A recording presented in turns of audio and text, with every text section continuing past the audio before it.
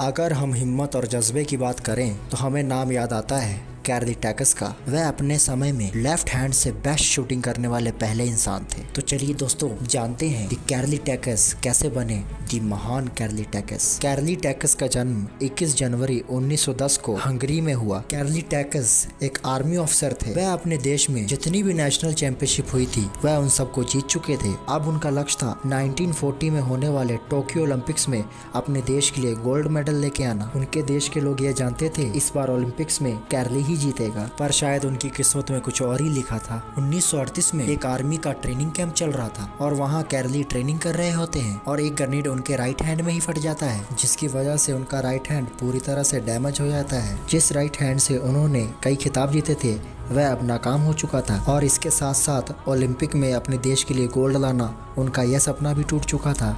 अब उनके पास दो ही रास्ते थे कि वह पूरा जीवन अपने हाथ को लेकर रोता रहे या अपने गोल की तरफ फोकस करे। उन्होंने उस पर फोकस किया जो उनके पास था, उनका लेफ्ट हैंड। 1 महीने तक कैरली का हॉस्पिटल में इलाज चला। उसके बाद वो उतर गए मैदान में। वह जुट गए अपने लेफ्ट हैंड को बेस्ट हैंड बनाने में। उन्होंने 1 साल तक कड़ी मेहनत की। उस टाइम हंगरी में 1939 में नेशनल गेम्स चल रहे थे। एक से बढ़कर एक शूटर्स वहाँ पे आए हुए थे। कैरली भी वहाँ पहुँचे। जब वह वहाँ पहुँचे तो सारे प्लेयर्स उनको यहाँ आने के लिए थैंक्स बोलने लगे और साथ में ये भी कहने लगे कि ये होती है स्पोर्ट्समैन स्पिरिट। इतना कुछ होने के बाद भी आप यहाँ हमारा हौसला बढ़ाने आए हैं। पर उन्होंने सामने से ये कहा कि मैं यहाँ तुम्हारा हौसला बढ़ाने नहीं बल्कि तुम लोगों से कम्पीट करने आया हूँ। ये सुनते ही वहाँ के सभी लोग हैरान हो गए क्योंकि वो जानते नहीं थे कि कैरली टैकस पिछले 1 साल से अपने लेफ्ट हैंड से ट्रेनिंग कर रहे हैं। मुकाबला हुआ और आप मानोगे नहीं कौन जीता? दी महान कैरली टैकस। पर वो यहाँ कहाँ रुकने वाले थे। अब उनका फोकस था 1940 में होने वाले ओलंपिक्स में गोल्ड लाना। पर 1940 में वर्ल्ड वॉर 2 की वजह से ओलंपिक्स कैंसिल हो गए थे। फिर उन्होंने सारा फोकस उठाकर 1944 में होने वाले ओलंपिक्स पर डाल दिया। फिर पता चला कि 1944 में होने वाले ओलंपिक्स रद्द कर दिए गए हैं वर्ल्ड वॉर 2 की वजह से। पर फिर भी उन्होंने अपनी हिम्मत नहीं हारी और अपना सारा फोकस डाल दिया 1948 में होने वाले ओलंपिक्स में। 1948 में कैरली की उम्र 38 साल की हो गई थी।